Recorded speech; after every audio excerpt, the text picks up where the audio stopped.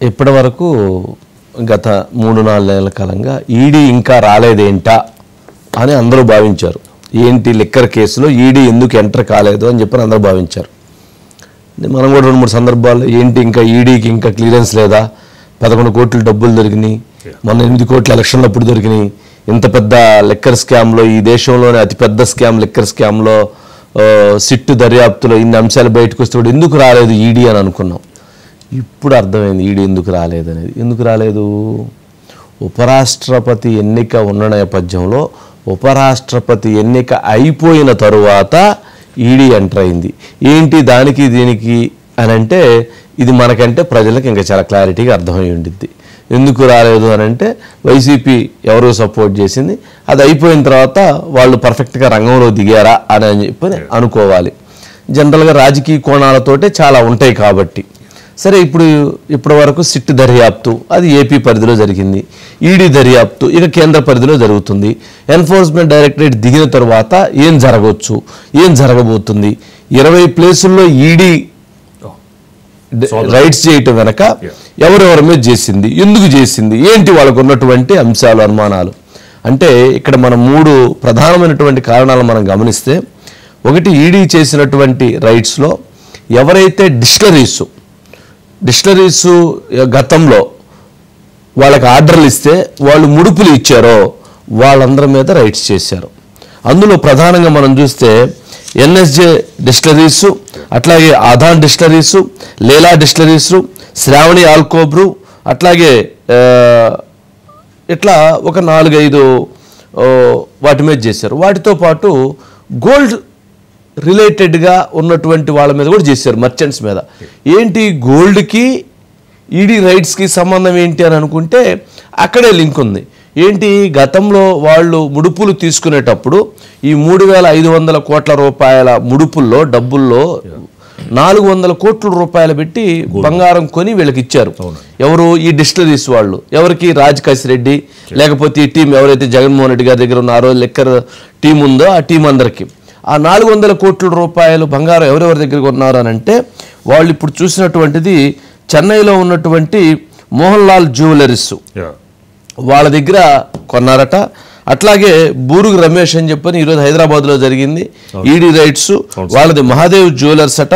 అట్లాగే తిలక్ నగర్ ఇండస్ట్రీస్ వాళ్ళు 220 కోట్ల రూపాయలకు పద్మావతి జ్యువెలర్స్లో బంగారం కొన్నారట.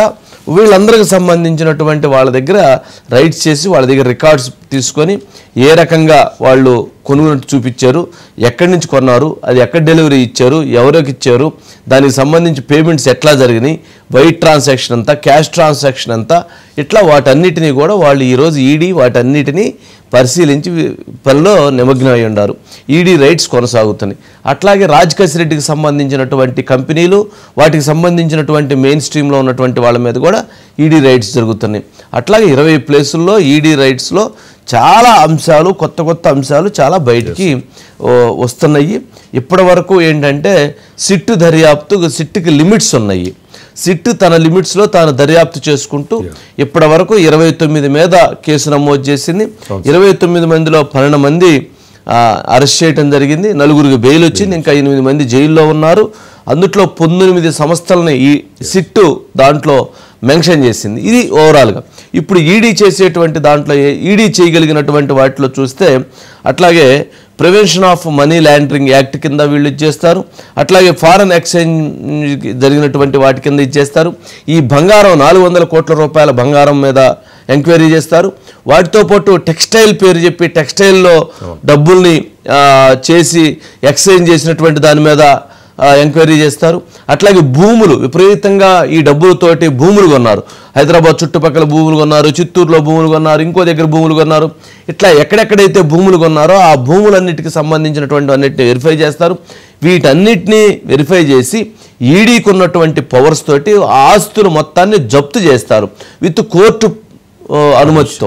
ఎప్పుడైతే ఈ ఆస్తులు మొత్తాన్ని ప్రాపర్టీస్ సీజ్ చేస్తారో ఇక వాటన్నిటినీ ఇవి అవినీతి కాదు అని ప్రూవ్ చేసుకోవాల్సిన బాధ్యత ఈ ఎవరైతే ఉన్నారో ఇందుట్లో ఉన్నటువంటి నిందితులు వాళ్ళదవుతుంది. అది అక్కడికి వెళ్ళి అక్కడ నుంచి కథ మొదలవుతుంది. ఎక్కడ కథ మొదలవుతుంది? ఇప్పుడు ఈడీ కథలు ఎక్కడ మొదలవుతుంది? ఈడీ చేయబోయేటువంటి దర్యాప్తులో ఈ 3,500 కోట్ల రూపాయలు ఎక్కడికి వెళ్ళినాయి, క్యాష్ రూపంలో ఎక్కడికి వెళ్ళినాయి, బంగారం రూపంలో ఎక్కడికి వెళ్ళినాయి, టెక్స్టైల్ ద్వారా వచ్చినటువంటి డబ్బులు ఎక్కడికి వెళ్ళినాయి, ఎక్కడ షెల్ కంపెనీలు పెట్టారు, ఆ షెల్ కంపెనీల్లో నుంచి ఎక్కడికి ఆ అమౌంట్ డైవర్ట్ అయిందనేటువంటి దానిపైన ఇప్పుడు దర్యాప్తు జరుగుతుంది. ఆ దర్యాప్తులో ఈడీ చివరి వరకు వెళ్ళేటువంటిది జగన్మోహన్ రెడ్డి గారి దగ్గరికి వెళుతుంది. తాడేపల్లికి వెళ్లకుండా, జగన్మోహన్ రెడ్డి గారి దగ్గరికి వెళ్లకుండా ఈ 3,500 కోట్ల రూపాయలు ఎవరో నువ్వో నేనో పంచుకుంటామంటే అక్కడ జగన్మోహన్ రెడ్డి గారు చూస్తా ఊరుకునే రకం కాదు. అది ఎవరైనా సరే ఏదైనా సరే లిక్కర్ స్కామ్ అనేటువంటి దాంట్లో ఫైనల్ అంతిమ లబ్ధిదారుడు ఎవరు అనేటువంటిది వాళ్ళు తేల్చాలి. అంతిమ లబ్ధిదారుడు ఎవరు అని అంటే ఆ రోజు ముఖ్యమంత్రిగా ఉండి పాలసీని ఫైనల్ చేసి పెట్టినటువంటి జగన్మోహన్ రెడ్డి గారు అనేటువంటిది స్పష్టం. కాబట్టి ఇప్పుడు అది అక్కడి నుంచి రావాల్సింది. ఒకసారి బైట్స్ ఏమైనా ఉన్నాయి వీటికి. ఇప్పుడు జేపీ నడ్డా జగన్ ప్రభుత్వం ఉన్నప్పుడు ఆయన మాట్లాడింది. ఓకే, సురేష్ గారు ఏంటండి మొత్తం మీద ఈ లిక్కర్ దాంట్లో ఏం జరగబోతుంది, ఈడీ దిగిన తరువాత ఏం జరిగే అవకాశాలు ఉన్నాయి? వంశీ గారు మీరు చెప్పినట్టుగా వాస్తవంగా ఈడీ ఎంటర్ అయింది మే నెలలోనే, వాళ్ళు కేసు రిజిస్టర్ చేశారు. కానీ మొత్తం మీద మళ్ళీ ఎంటర్ కాకుండా అంటే మౌనంగా ఉండిపోయింది. కానీ పురుషోత్తం వరుణ్ కుమార్ ఎవరైతే లీలా డిస్టిలరీ బలవంతంగా సిండికేట్ స్వాధీనం చేసుకుని 454 కోట్ల రూపాయల ఆర్డర్ ఇచ్చి వాళ్ళ దగ్గర నుంచి ముడుపులు తీసుకున్న లీలా డిస్టిలరీస్ ఒక హోటల్లో పనిచేస్తున్న అతను తీసుకెళ్లి ఇన్ఛార్జిగా వేసి ఆ లీలా డిస్టిలరీ బలవంతం ఆ పురుషోత్తం వరుణ్ కుమార్ ఇచ్చిన కీలకమైన సమాచారమే ఇప్పుడు ఈడీ ఎంటర్ కావడానికి ప్రధానమైన అంశం. వంశీ గారు ఆ పురుషోత్తం వరుణ్ కుమార్ ఇచ్చిన దాని మీద సులోచన ఫామ్ హౌస్, మీకు తెలుసు Vardhaman college Sulochana farm house లో 11 కోట్ల రూపాయల ఆ 12 కార్డుబోర్డు బాక్సులు నగదును పట్టుకున్నారు. ఆ నగదు పట్టుకోగానే మనకి రాజ్ కసిరెడ్డి గారు స్పందించారు, ఏసీబీ కోర్టులో వేశారు.